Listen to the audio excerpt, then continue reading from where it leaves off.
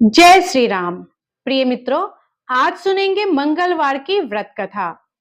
मंगलवार का व्रत विशेष रूप से हनुमान जी को समर्पित है और यह संकटों को दूर करने, मनोकामनाएं पूर्ण करने और बल बुद्धि प्रदान करने वाला माना जाता है। तो आइए मंगलवार व्रत की कथा का श्रवण करते हैं। बोलिए बजरंगबली महाराज जी की जय, सियापति रामचंद्र की जय। एक ब्राह्मण दंपत्ति थे जो भगवान हनुमान के परम भक्त थे। वे नियमित रूप से मंगलवार का व्रत रखते थे। ब्राह्मण देव तो काम से बाहर जाते थे, लेकिन ब्राह्मणी हर मंगलवार को हनुमान जी की पूजा करती और व्रत रखती थी। वह हनुमान जी को भोग लगाने के बाद ही भोजन ग्रहण करती थी।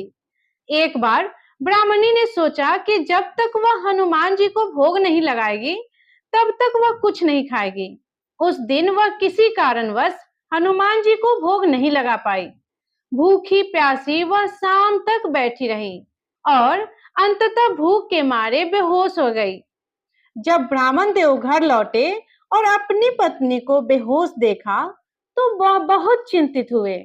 उन्होंने ब्राह्मणी को उठाया और पूछा कि क्या हुआ। ब्राह्मणी ने अपनी समस्या बताई। पति पत्नी दोनों दुखी थे। उसी क्षण एक चमत्कार हुआ। हनुमान जी स्वयं प्रकट हुए और ब्राह्मणी के सामने आए। उन्होंने ब्राह्मणी को अपने दर्शन दिए और कहा, हे पुत्री, मैं तुम्हारी भक्ति से बहुत प्रसन्न हूँ। तुम्हारे इस व्रत और निष्ठा ने मुझे यहाँ आने पर विवश कर दिया। हनुमान जी ने ब्राह्मणी को आशीर्वाद दिया और कहा कि वह उसकी सभी मनोकामनाएं पूरी करेंगे। हनुमान जी ने ब्राह्मण दंपत्ति को धन धान्य, सुख समृद्धि और पुत्र रत्न की प्राप्ति का वरदान दिया। इस घटना के बाद ब्राह्मण दंपत्ति का जीवन सुखमय हो गया और उन्हें हनुमान जी की कृपा से सब कुछ प्राप्त हुआ। तब से यह मंगलवार व्रत की कथा लोक में प्रचलित हो गई। जो भी व्यक्ति सच्चे मन से मंगलवार का व्रत रखता है, हनुमान जी उसकी सभी इच्छाएं पूरी करते हैं और उसे हर संकट से मुक्ति मिलती है। यह व्रत साहस, शक्ति और विश्वास का प्रतीक माना जाता है। यह कथा भक्तों को हनुमान जी के प्रति आस्था और समर्पण के लिए प्रेरित करती है। तो ये थी मंगलवार व्रत की पहली कथा। तो प्रेम से बोलिए बजरंगबली महाराज जी की जय, सियापति रामचंद्र की जय।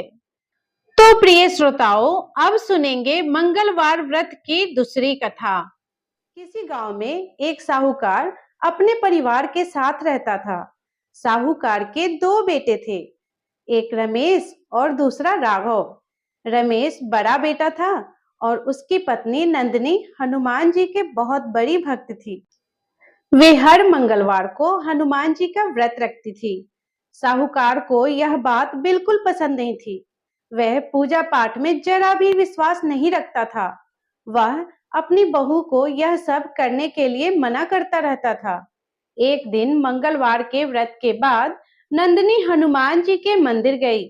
वहां उसके मन में विचार आया कि वे हनुमान जी को चोला चढ़ाए। उसने घर आकर यह बात सबको बताई, पर साहूकार ने मना कर दिया।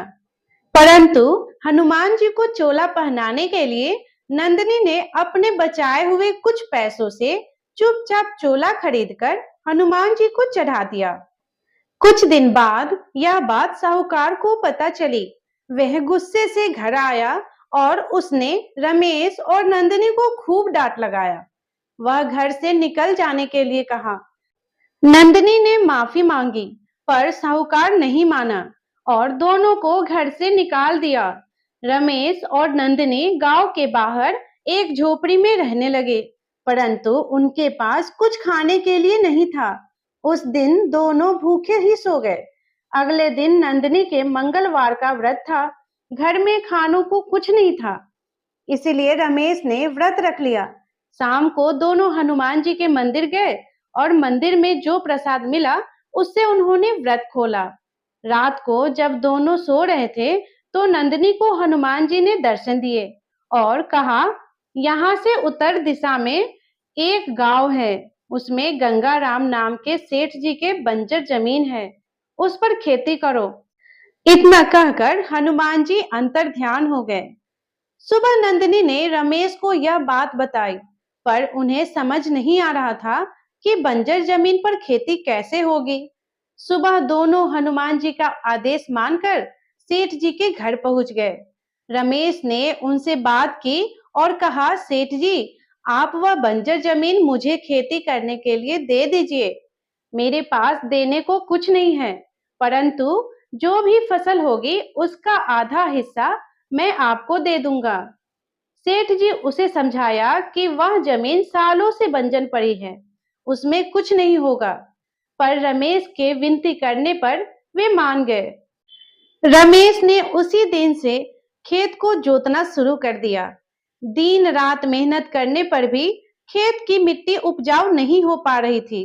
नंदिनी कुछ घरों में काम करती, जिससे शाम को कुछ खाने को मिल जाता था। एक दिन रमेश जब खेत में हल चला रहा था, तो उसका हल एक जगह अटक गया। उसने हाथ से खोदा तो एक मटकी निकली, जिसमें सोने के सिक्के भरे हुए थे। रमेश को समझ आ गया कि क्यों हनुमान जी उसे इस बंजर जमीन में खेती करने को कहा। वह मटकी लेकर घर आ गया। शाम को रमेश और नंदिनी मंदिर गए और हनुमान जी के पैरों में सर रखकर दोनों रोने लगे। इसके बाद रमेश ने कुछ सिक्के बेचकर कुछ लोगों को अपने साथ काम पर रख लिया और पूरे खेत को जोतकर बीज बो दिए। कुछ दिन बाद फसल तैयार हो गया। फसल का आधा हिस्सा उसने सेठ जी को दे दिया। तब सेठ जी ने कहा कि तुम इस खेत को खरीद लो, तुमने बहुत मेहनत की है। रमेश ने वह खेत खरीद लिया। कुछ ही दिन बाद रमेश ने कुछ और खेत भी खरीद लिए। उसने बहुत तरक्की कर ली। उसी गांव में उसने बहुत बड़ा मकान बनवाया और उसने बड़ा सा हनुमान जी का मंदिर भी बनवाया। रमेश अब केवल हिसाब किताब देखता था और नौकर खेतों में काम करते थे। उधर साहूकार पर हनुमान जी का प्रकोप पड़ा। साहूकार के घर चोरी हो गई, उसके खेत बंजर हो गए। साहूकार और उसका छोटा बेटा एक दिन उसी गांव में आए और रमेश के यहाँ आकर काम मांगने लगे।